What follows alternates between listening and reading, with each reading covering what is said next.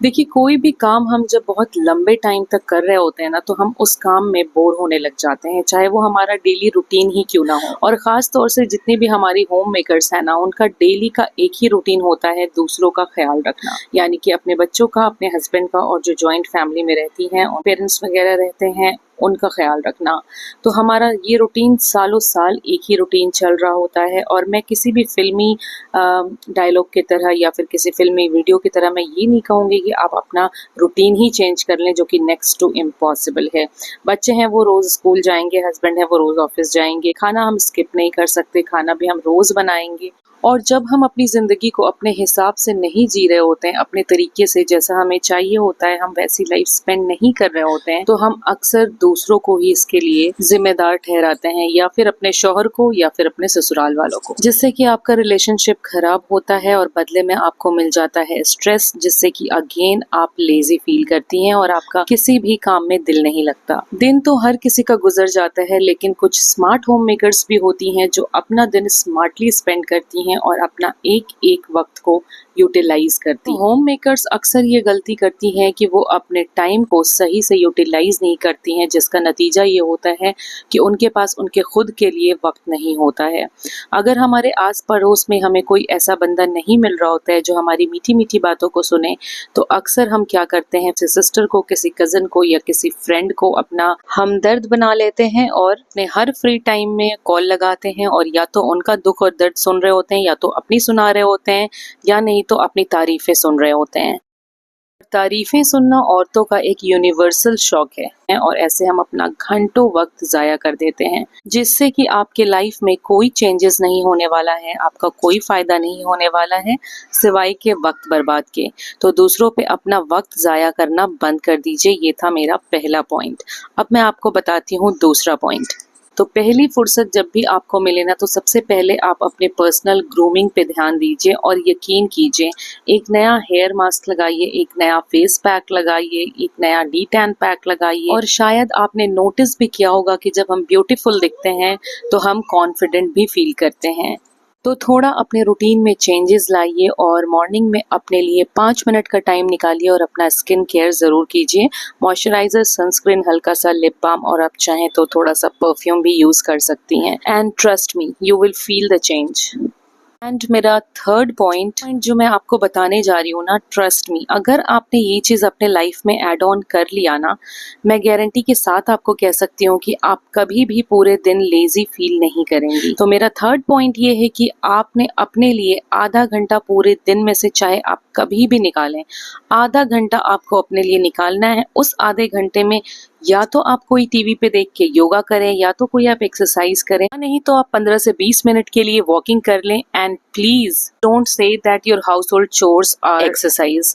Most of the time मैंने सुना है होम मेकर्स को ऐसा कहते हुए कि एक्सरसाइज करने की क्या जरूरत है, हम जो दिन भर काम करते हैं वो एक्सरसाइज ही तो है। डोंट से दिस अगेन, क्योंकि जब हम एक्सरसाइज कर रहे होते हैं तो हमारे मल्टीपल ऑर्गन्स एक साथ काम कर रहे होते हैं, और जब हम काम करते हैं तो या तो हमारे हैंड काम कर रहे होते हैं या तो हमारे फीट काम कर रहे होते हैं। अगर आपको इन चीज़ों की आदत नहीं है, आपने एक्सरसाइज योगा कभी नहीं किया है, तो कम से कम आप वॉकिंग ज़रूर कीजिए।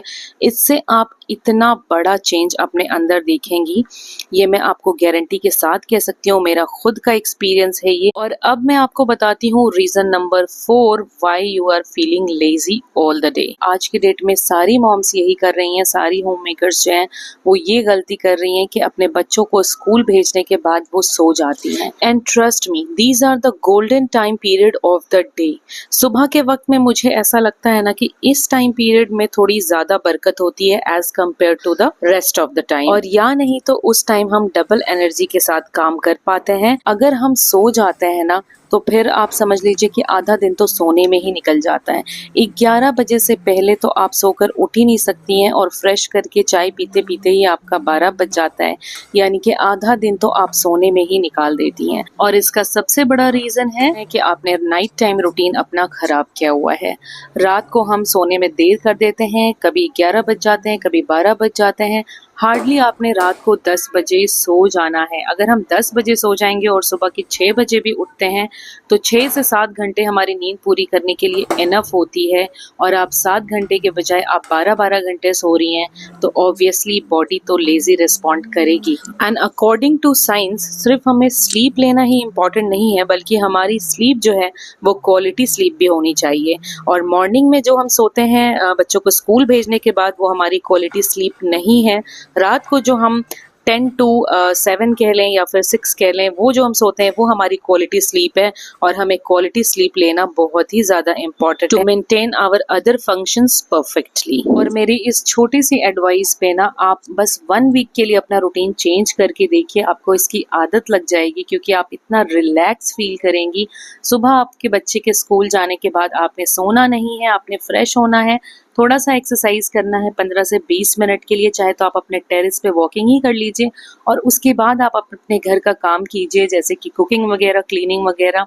अगर बहुत काम भी आपके घर में है ना, तो भी मेरी गारंटी है कि आपका काम 11 बजे तक फिनिश हो जाएगा और पूरे दिन आप फ्री रहेंगी। सारे एक्स्ट्रा काम जो आप अपने डेली रूटीन की वजह से नहीं कर पाती हैं, वो सारे काम आप कर पाएंगी, और उसके बाद भी आपके पास टाइम होगा तो आप बहुत कुछ अपने लिए कर सकती हैं और सोच भी सकती हैं।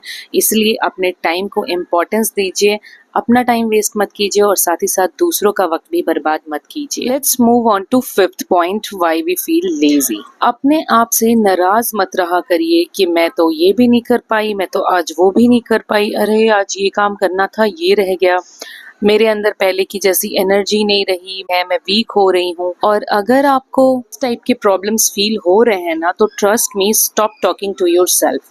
अपने आप से बातें करना बंद कीजिए। You need a doctor.